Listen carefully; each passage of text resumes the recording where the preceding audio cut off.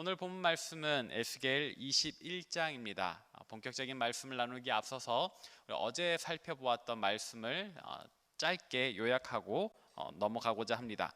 어제 말씀은 에스겔과 함께 바벨론의 포로로 끌려왔던 이스라엘의 장로들, 정확히는 남유다의 장로들이겠지요. 그들이 이제 자기들은 포로로 끌려와 있지만 아직 우리 고향 예루살렘, 우리 조국 남유다는 멸망하지 않은 상태에서 이후의 일이 어떻게 될지가 궁금한 겁니다. 과연 우리 예루살렘이 다시 부활할 수 있을 것인가? 우리 남유다가 이 험난한 시대를 어떻게 헤쳐나갈 수 있을까? 이게 궁금해서 에스겔에게 와서 물어요. 우리의 예루살렘이, 우리 조국이 어떻게 될 것 같습니까? 그러나 하나님께서는 에스겔을 통하여 대답해 주시기를, 너희가 나에게 묻기를 내가 용납하지 않겠다. 나는 너희와 대화하고 싶지 않다.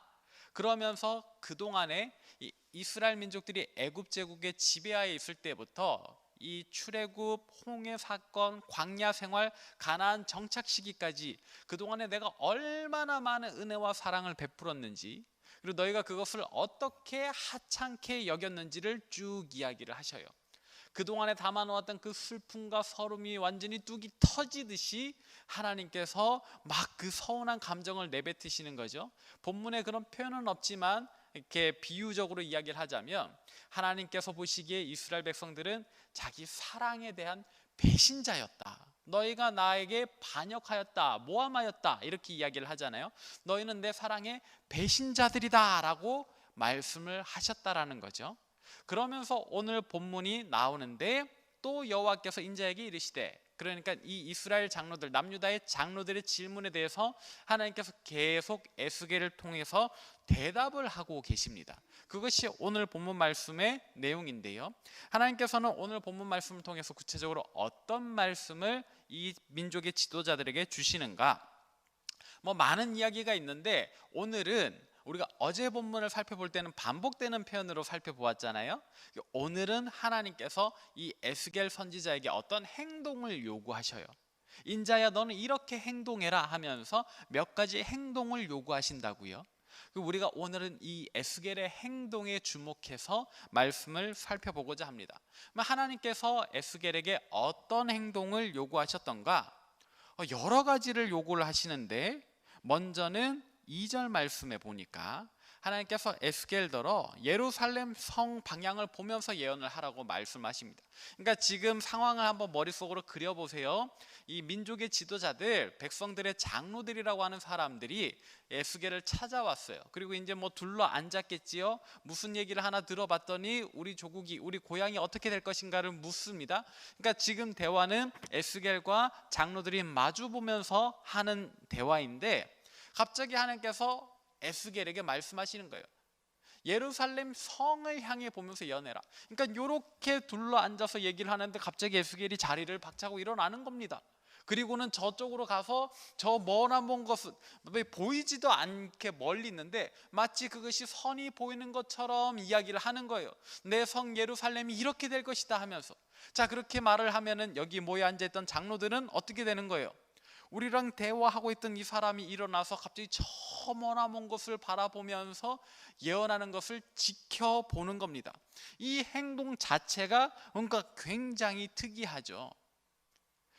여러분, 그게 궁금하십니까? 하나님께서 이렇게 말씀하십니다 하면서 그들과 대화하는 것이 아니라 저 머나먼 어딘가를 응시하면서 마치 그 예루살렘 성이 보이는 것처럼 딴 데 보면서 이야기를 하는 거예요. 먼 산 보면서 이야기를 하는 겁니다. 이렇게 에스겔의 행동이 시작이 돼요. 근데 이 먼 산 보면서 이 고향 예루살렘이 보이는 것처럼 행동을 하면서 하나님께서 에스겔에게 또 무엇을 요구하셨는가? 6절인데요. 오늘 말씀 6절에 보니까 이런 표현이 있어요. 탄식하되. 또 어떻게 해요? 제가 빨간색 밑줄을 그어드렸습니다. 너희가 허리가 끊어지듯 탄식하라. 자, 여러분, 탄식하라라는 말을 우리가 성경 속에서 많이 보았는데요, 여러분, 정확히 탄식한다는 것은 어떻게 하는 겁니까? 뭔가 슬픔을 토로하는 것인 줄은 알겠는데 정확히 탄식한다라는 것이 어떤 것인지는 아마 익숙하지 않을 겁니다. 그래서 제가 사전을 찾아보았어요. 사전을 찾아보았더니 탄식이라고 하는 것은 큰 한숨을 내쉬는 거예요. 아휴 하는 겁니다. 아휴 저거 어떻게 하는 것이 바로 탄식이에요. 그런데 우리가 방금 읽었던 이 6절에 보니까 어떻게라는 수식어가 붙어 있어요. 허리가 끊어지듯 탄식하라는 겁니다. 이 말은 완전히 우리 몸 안에 있는 모든 장기들의 공기를 끌어모아서 하라는 거예요. 이렇게 하면 어떻게 되는지 아십니까? 폐가 완전히 쪼그라드는 거예요. 폐뿐만이 아니에요. 위든지 장이든지 아무튼 간에 우리 온몸의 장기를 쥐어짜가지고 진짜 그 애끓는 마음, 저 안타까워하는 마음을 표현을 하라는 거예요. 그 머나먼 성 예루살렘을 보면서 어떻게 하라는 거예요. 지금 백성들의 장로들과 함께 모여 앉아서 얘기하던 이 자리에서 에스겔이 머나먼 것을 보면서 이렇게 하고 있다라는 거예요. 이 광경을 보면서 백성들의 장로들이 무슨 생각을 하겠습니까? 자, 이렇게 에스겔의 행동이 이들과의 대화가 아닌 마치 하나님과 예루살렘 성과 자기 이 세 존재만 있는 것 같은 이 별도의 상황을 만들어내면서 그 엄청난 탄식을 내뿜고 있다. 소리 없는 아우성이라고 하는 것이 바로 이런 장면을 표현하는 내용일 거예요. 자, 여기에 이어서 하나님께서 에스겔에게 또 어떤 행동을 요구하셨는가? 12절에 보니까 이런 표현이 있어요. 슬피 울지어다. 그리고 네 넓적다리를 칠지어다. 여러분, 넓적다리는 어딘가요? 무릎 위에서 엉덩이까지, 그러니까 이 허벅지를 이야기를 하는 겁니다. 근데 슬피 울되, 슬피 우는 거는 아까 말했던 탄식과 연결이 되죠. 근데 이 넓적다리를 칠해요. 이 허벅지를 칠해요. 이게 무슨 말인가요? 근데 여러분, 그려보면, 상상해보면 딱 이해가 될 거예요. 사랑하는 가족을 눈앞에서 잃는다, 내 집이 불타고 있다 이러면은 이 엄청난 슬픔을 당한 사람이 보일 행동이 뭡니까? 아이고 저거 어떻게 하면서 자기 허벅지를 치는 거. 이것은 의식해서 하는 행동이 아니고 사람이 막 안타까운 일을 당하면 그 자연스럽게 나오는 행동이에요. 그러니까 하나님께서 지금 에스겔에게 요구하는 것은 억지로 연기하라는 게 아니고 진짜 아직 건재한 이 예루살렘 성이 진짜 멸망하는 장면을 눈으로 보고 있게끔, 마치 그때 너희가 이런 행동을 하게 될 거다라는 그런 것을 이렇게 보여주게 하는 거죠. 하나님께서는 에스겔에게 이와 같은 행동을 요구하고 계시는 겁니다.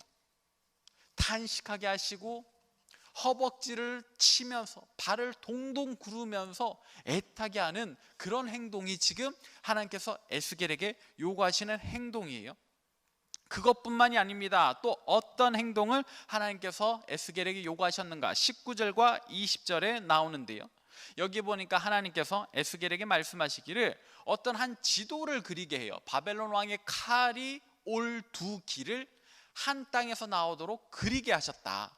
그러니까 이 지역의 이 근방의 지도를 그리게 하시면서 이제 칼이 올 길을 그려라. 근데 하나는 암몬족 속의 수도 라빠로 가는 길, 그리고 또 다른 하나는 우리의 견고한 성 예루살렘으로 향해 가는 길. 그러니까 지도를 이렇게 나무 짝대기로 바닥에 그리게 하고는 이쪽으로 하나 밑으로 하나 이렇게 그리는 겁니다. 그러면서 본문에 나오진 않지만 아마도 이렇게 하지 않았을까요? 어느 쪽으로 갈까요? 하나님께 물어봅시다. 딩동댕동 하는데 예루살렘 성으로 가는 길인 거예요. 그러니까 바벨론 왕의 칼이 암몬족 속의 라빠로도 가지만은 먼저는 예루살렘 성을 향해서 온다라는 거예요. 이거를 지금 백성의 장로들이 많이 보고 있는 겁니다. 아니, 우리의 견고한 성이 그래도 회복되기를 바라면서 우리 조국이 이 바벨론의 칼날을 잘 막아내고 우리를 구출해내기를 원하면서 지금 이 백성의 장로들은 에스겔에게 묻는 거예요. 우리 조국이 어떻게 되냐, 우리 고향이 어떻게 되냐. 근데 지금 에스겔에게 하나님께서 너는 이렇게 대답해라 하면서 요구하시는 행동들이 다 뭐예요? 예루살렘 성의 파괴, 그들의 조국의 멸망을 예고하는 겁니다. 그 성읍이 무너진다, 그 나라가 멸망한다. 그러니까 허리가 끊어지게 탄식을 해야 되는 거고, 그러니까는 어떤 이 애끓는 마음, 허벅지를 치는 행동들, 그리고 막 칼이 오는 그 지도를 그려가면서 이렇게 하는 거죠. 근데 여러분, 우리가 잠깐 건너뛰었는데 좀 더 이상해 보이는 행동이 하나 더 있습니다. 그것은 무엇일까? 오늘 본 말씀 14절에 나오는 행동인데요, 이 14절에 보니까 하나님께서 에스겔에게 이런 행동을 요구하세요. 너는 예언하며 손뼉을 쳐서 칼로 두세 번 거듭 쓰이게 하라. 이게 무슨 말일까요? 갑자기 손뼉을 막 치라는 거예요. 그리고 칼로 두세 번 쓰이게 하라. 칼이 쓰이게 한다라는 표현이 사실 우리가 일상생활 속에서 쓰지 않는 표현인데, 그냥 칼을 휘둘러라. 칼의 입장에서는 쓰임받는 행동이잖아요. 그러니까 두세 번 휘두르라는 겁니다. 손뼉을 치는 것은 주의를 환기시키는 행동이죠. 지금 갑자기 막 탄식을 하고 허벅다리를 치면서 슬피 우는 에스겔을 보면서 이 백성의 장로들이 당황해하고 있으니까 하나님께서 에스겔더러 손뼉을 쳐서 주의를 환기시키라고 하고, 그리고 어디에서부터 칼을 찾아오라는 겁니다. 그리고 칼을 찾아와서 이리로 휘둘고 저리로 휘두르라는 거예요. 그러면서 이렇게 하나님께서 우리를 치십니다 라고 얘기를 하게끔 하는 거죠. 자, 이렇게 보니까 오늘 본문 말씀의 내용이, 상황이 머릿속으로 그려지시죠. 백성의 장로들이 에스겔을 찾아왔다. 그리고 우리 조국의 회복을 내심 바라면서 우리 조국이 어떻게 될 것인가를 물었는데, 에스겔이 먼 데를 보면서 울지를 않나, 허벅지를 치질 않나, 칼을 휘두르질 않나. 그러더니 땅의 지도를 그려가지고 이쪽 저쪽으로 이 칼이 올 텐데 먼저는 우리 성 예루살렘으로 온다, 이 얘기를 하는 겁니다. 자, 그러면 하나님께서 왜 에스겔에게 이런 행동을 하게 하셨는가? 이게 이제 우리에게 떠오르는 질문이죠. 도대체 하나님께서 왜 이렇게 에스겔에게 미친 사람처럼 움직이게 하시는가? 우리가 이미 잘 알고 있다시피 선지자들의 말과 행동은 그 자체로 하나님의 메시지가 됩니다. 물론 선지자가 하나님의 뜻을 백성들에게 전할 때에는 마치 오늘 제가 여러분들 앞에서 하는 것처럼 이렇게 설교로 말로 할 때도 있지만은, 때로는 그의 행동 그 자체가 하나님의 어떤 뜻을 전하는 메시지가 될 때가 있다고요. 그래서 선지자들이 막 벌거벗은 몸으로 3년을 지내질 않나, 허리띠를 새 거를 사다가 막 강가에 3년 동안 썩히지를 않나, 막 그런 이상한 행동들을 하잖아요. 근데 그것이 그의 정신 세계가 이상해서가 아니고 하나님께서 이스라엘 백성들을 향한, 그의 백성들을 향한 그 메시지 그 자체로 이 행동을 하게 하시는 거거든요. 그러니까 오늘 에스겔의 행동을 통해서 하나님께서 하고자 하시는 말씀은 뭐예요? 너희의 조국이, 너희의 고향이 이렇게 될 것이다, 반드시 그렇게 될 것이다 라는 것을 이야기를 하시는 거죠. 그의 확고한 뜻을 이야기하시는 겁니다. 근데 하나님께서 왜 이렇게까지 말씀하시느냐? 그것은 우리가 어제 본문의 마지막 절을 통해서 힌트를 알 수 있는데요, 우리가 에스겔 20장 49절을 함께 읽어보도록 하겠습니다. 함께 읽습니다. 시작. 내가 이르되 아하 주 여호와여, 그들이 나를 가리켜 말하기를 그는 비유로 말하는 자가 아니냐 하나이다 하니라. 아멘. 자, 이것은 에스겔과 하나님의 대화입니다. 그러니까 이 백성들더러 너희는 내 사랑의 배신자다라고 이야기를 하라고 했더니 에스겔이 하나님께 이렇게 대답을 하는 거예요. 하나님, 근데 제가 이들에게 말을 하려고 하는데요, 이들이요 나를 가리켜 뭐라고 말하는지 아세요? 그는 비유로 말하는 자라라고 얘기를 해요. 여러분, 이게 무슨 뜻이냐면 이 백성의 장로들이 에스겔을 곱깝게 보는 겁니다. 에스겔의 말을 있는 그대로 듣지를 않는 거예요. 자기들끼리 얘기를 하는 겁니다. 봐라, 이 에스겔에게 물어봐야 헛거라니까. 이 사람은 원래 비유로 말하는 사람이야. 여기서 말하는 이 비유로 말한다라고 하는 것은 굉장히 깔보는 표현이에요. 비슷한 표현이 창세기에 나옵니다. 어디서 나올까요? 요셉의 형들이 요셉을 가리켜 했던 말, 보라 꿈꾸는 자가 오는도다, 그 말과 같은 거예요. 분명히 하나님께서는 요셉을 꿈을 꾸게 하셨어요.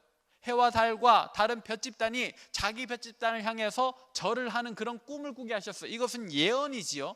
그러나 그의 형들은 이 꿈을 새겨 듣지 않습니다. 그냥 그를 멸시합니다. 그러면서 꿈꾸는 자가 오는도다라고 이야기를 하는데, 오늘 본문에 그는 비유로 말하는 자가 아니냐 하는 표현이 같은 뉘앙스인 거예요. 그러니까 이 백성의 장로들은 에스겔이 우리한테 한 번도 좋은 예언해 준 적이 없다, 그에게 말해봐야 어차피 그 사람은 멸망을 얘기하는 사람이고, 오늘 우리가 물어보니까 또 똑같은 얘기 하지 않느냐, 괜히 왔다니까, 누가 오자 그랬어? 라면서 자기들끼리 막 싸우는 겁니다. 듣지를 않는 거예요. 분명히 어제 본문을 통해서도 너희가 내게 묻기를 용납하지 않겠다 하시면서도 하나님께서는 너희가 내 사랑을 이렇게 배신하지 않았냐, 너희가 나에게 이렇게 반역하지 않았냐, 그러니까 너희를 멸망시킬 거다라고 대답해 주셨습니다. 대답해 주셨어요. 묻기를 용납하지 않겠다 하셨지만은 우리 하나님 좀 츤데레의 마음이 있으시거든요. 항상 이렇게 마음속에 이렇게 겉과 속이 좀 다른 행동을 보이신단 말이에요. 겉으로는 차가우면서도 안으로는 우리를 향한 사랑을 감출 수 없어서 다 대답을 해주셨어요. 그런데 그렇게 대답을 해주셨더니 기껏 백성의 장로들이란 사람들이 하는 행동이 뭐예요?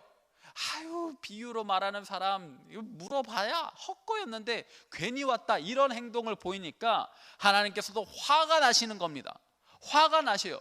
도대체 이놈의 자식들은 듣지를 않는구나, 듣지를 않아. 그래서 오늘 에스겔로 하여금 이토록 이상한 행동을 겸하면서까지 하나님의 뜻을 다시금 말씀하게 하시는 거예요. 자, 그렇다면 우리가 오늘 본문을 통해서 깨달아야 하는 우리의 영적인 교훈은 무엇일까요? 그것은 우리도 역시 듣고 싶은 말만 들어서는 안 된다라는 거예요. 우리에게 주어지는 세상의 모든 목소리들 가운데 물론 지혜롭게 잘 분별해서 들어야 하겠지만, 그러나 우리가 항상 칭찬만을 듣기를 원하거나 나에게 잘한다 잘한다는 소리만을 갈망해서는 안 된다라는 겁니다. 때로는 우리 귀에 쓴, 우리의 마음을 아프게 하는 그런 훈계의 목소리를 더 귀담아 들어야 하는 거예요. 여러분, 칭찬은 고래도 춤추게 한다지요. 그러나 그 칭찬은 거기까지입니다. 정말로 우리에게 양약이 되는 훈계의 책망은 우리를 어디로 인도하는가? 잠언 6장 23절에 보니까 이런 표현이 있어요. 대저 명령은 등불이요 법은 빛이요 훈계의 책망은 곧 생명의 길이라. 지혜는 우리를 칭찬하기보다는 우리를 가르치고 교훈하고 훈계하고 책망을 합니다. 지혜는 우리를 훈계하고 책망해요. 왜요? 그렇게 해서 우리로 바른 길 가게 하려고, 그렇게 해서 우리를 생명길로 가게 하려고. 그러니 우리가 어떻게 해야 됩니까? 이 훈계의 책망도 귀담아 들어야 돼요. 칭찬은 감사히 들으십시오. 그러나 훈계의 책망은 귀하게 받으시길 바랍니다. 오늘날 한국교회를 향한 세상의 쓴 목소리들이 있어요. 그러나 우리 한국교회는 그 세상의 쓴 목소리에 대해서 어떻게 반응하고 있습니까? 정말로 그 훈계의 목소리를 귀담아 듣고 있습니까? 귀하게 받고 있습니까? 아니면은 속으로 우리는 그래도 잘하고 있는데 하면서 그냥 귀를 닫고 우리의 잘한 행동들만 우리끼리 치하하고 있습니까? 우리 각자 개인은 어떻습니까? 우리에게 주어지는 좋은 칭찬의 말, 그리고 우리에게 주어지는 어떤 시샘의 말, 그리고 우리에게 주어지는 훈계와 책망의 말, 어떻게 분별하고 있고 어떻게 받아들이고 있습니까? 백성의 장로들은 훈계의 책망을 귀담아 듣지 않았습니다.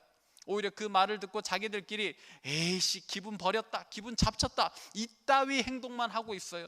우리는 다르길 바랍니다. 우리 한국교회는 그러지 않기를 원합니다. 우리 개인, 우리 자신, 저와 여러분들은 그들과 달리 이 훈계의 책망을 하나님 인도해 주시는 생명길로 알고 달게 듣기를, 귀하게 받기를 바랍니다.